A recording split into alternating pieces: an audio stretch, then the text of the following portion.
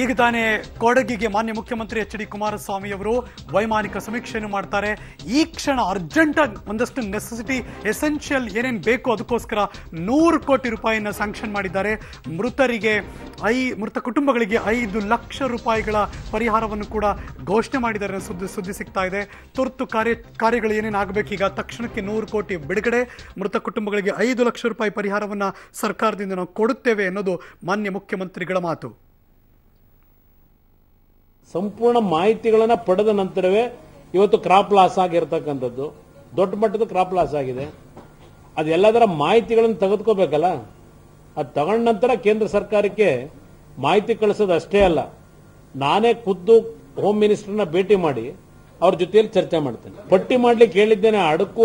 ಅಡಿಕೆ ಬೆಳೆಗಾರರಿಗೆ ಇವತ್ತೇನು ಇಂಥ ದೊಡ್ಡ ಮಳೆಯಿಂದ ಕೊಳೆ ರೋಗ ಪ್ರಾರಂಭ ಆಗಿದೆ, ಅದರಿಂದ ಇವತ್ತು ಅಡಿಕೆ ಮರಗಳು ನಾಶ ಆಗ್ತಕ್ಕಂಥದ್ದು ಏನಿದೆ ಅದು ಎಲ್ಲದರ ಮಾಹಿತಿಗಳನ್ನ ತಯಾರು ಮಾಡಬೇಕು ಅಂತ ಈಗಾಗಲೇ ಎಲ್ಲಾ ಜಿಲ್ಲಾಧಿಕಾರಿಗಳಿಗೂ ಸೂಚನೆ ಕೊಟ್ಟಿದ್ದೇನೆ.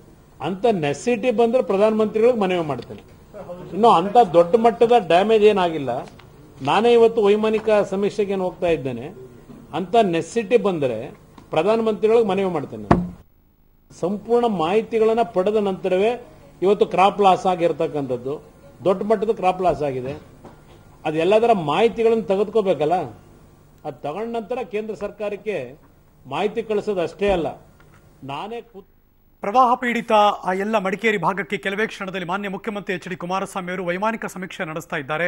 ಈಗಾಗಲೇ ಮೃತ ಕುಟುಂಬಗಳಿಗೆ 5 ಲಕ್ಷ ರೂಪಾಯಿ ಪರಿಹಾರವನ್ನು ಘೋಷಣೆ ಮಾಡಿದ್ದಾರೆ. ತುರ್ತು ಒಂದಷ್ಟು ಕೆಲಸ ಆಗಬೇಕು. ಈಗ ಗಂಜಿ ಕೇಂದ್ರಗಳು ಸ್ಥಾಪನೆ ಆಗಬೇಕು. ಹೀಗಾಗಿ 100 ಕೋಟಿ ರೂಪಾಯಿಯನ್ನು ಈಗಾಗಲೇ ಸ್ಯಾಂಕ್ಷನ್ ಮಾಡಿದ್ದಾರೆ. ಹ್ಯೂಜ್ ಅಂದರೆ ಬೆಳೆ ನಾಶ, ಅದಕ್ಕೆ ಮಳೆ ಬಂದಿರೋದ್ರಿಂದ ಕ್ರಾಪ್ ಲಾಸ್ ಆಗಿದೆ ಮತ್ತು ಬೇರೆ ಬೇರೆ ಹಾನಿಗಳು ಕೂಡ ಆಗಿದೆ. ಆದರೆ ಈ ಕ್ಷಣದಲ್ಲಿ ಕ್ರಾಪ್ ಲಾಸ್ ಆಗಿದೆ, ಅವೆಲ್ಲವನ್ನು ಕೂಡ ಗಮನಿಸ್ತಾ ಇದ್ದೀನಿ. ಓವರ್ ಆಲ್ ಏನೇನು ನಷ್ಟ ಆಗಿದೆ ಎಲ್ಲವನ್ನು ಕೂಡ ತೆಗೆದುಕೊಳ್ತೀನಿ ನಾನು, ಅದಾದ್ಮೇಲೆ ಸೆಂಟ್ರಲ್ಗೆ ಅಪ್ರೋಚ್ ಮಾಡ್ತೀನಿ ಅನ್ನೋದು ಮುಖ್ಯಮಂತ್ರಿಗಳ ಮಾತು. ಈ ಕ್ಷಣ ನನ್ನ ಸಹೋದ್ಯೋಗಿ ರವೀಶ್ ಮಡಿಕೇರಿಯ ಹಲವಾರು ಭಾಗಗಳಲ್ಲಿದ್ದಾರೆ. ಆ ಕ್ಷಣ ಏನೇನು ಆಗ್ತಿದೆ ಅನ್ನೋದನ್ನ ಲೈವ್ ರಿಪೋರ್ಟ್ ಮಾಡ್ತಾ ಇದ್ದಾರೆ. Over to Ravish. ಕೂಡ ಮಳೆ ನಿಂತಿಲ್ಲ, ಇನ್ನೂ ಕೂಡ ಮಳೆ ಆರ್ಭಟ ಮುಂದುವರೆದಿದೆ. ಮತ್ತೆ ಸಾಕಷ್ಟು ಒಂದು ಸಂಖ್ಯೆಯಲ್ಲೂ ಕೂಡ ಒಂದು ರೀತಿಯಲ್ಲಿ ಆಸ್ತಿ ಪಾಸ್ತಿನ ನಷ್ಟ ಆಗ್ತಾ ಇದೆ, ಜೊತೆಗೆ ಜೀವ ಹಾನಿಯೂ ಕೂಡ ಆಗ್ತಾ ಇದೆ, ಜೊತೆಗೆ ಜೀವ ಬೆದರಿಕೆಯಿಂದನೂ ಕೂಡ ಇಲ್ಲಿನ ಜನರು ತತ್ತರಿಸ್ತಾ ಇದೆ ಅಂತಾರೆ. ಈಗ ನಾವು ಇರ್ತಕ್ಕಂಥದ್ದು ಈ ಒಂದು ಸ್ಥಳ ಅಂದ್ರೆ ಮುಕ್ಕೋಡ್ಲು ಹೊಳೆ ಅಂತ ಇದು.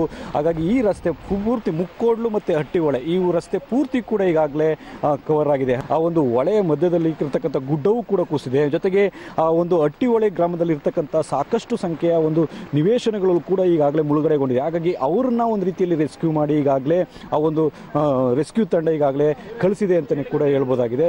ಹಾಗಾಗಿ ಈಗ ಸದಾನಂದ ಗೌಡರು, ಕೇಂದ್ರ ಸಚಿವರಾಗಿರ್ತಕ್ಕಂಥ ಸದಾನಂದ ಗೌಡರು ಮತ್ತು ಶಾಸಕರಾಗಿರ್ತಕ್ಕಂಥ ಅಪ್ಪಚ್ಚು ರಂಜನ್ ಅವರು ಕೂಡ ಈ ಒಂದು ಸ್ಥಳದಲ್ಲೂ ಕೂಡ ಬಂದಿದ್ದಾರೆ. ಅಂದರೆ ಅಪ್ಪಚ್ಚು ರಂಜನ್ ಅವರು ಈ ಸ್ಥಳದಲ್ಲೇ ಮೊಕ್ಕ ಮೂಡಿ ಆ ಒಂದು ಮುಕ್ಕೋಡ್ಲು ಗ್ರಾಮದ ಜನರನ್ನು ಕೂಡ ಸ್ಥಳಾಂತರ ಮಾಡೋ ದಿಕ್ಕಿನಲ್ಲೂ ಕೂಡ ಇದ್ದಾರೆ.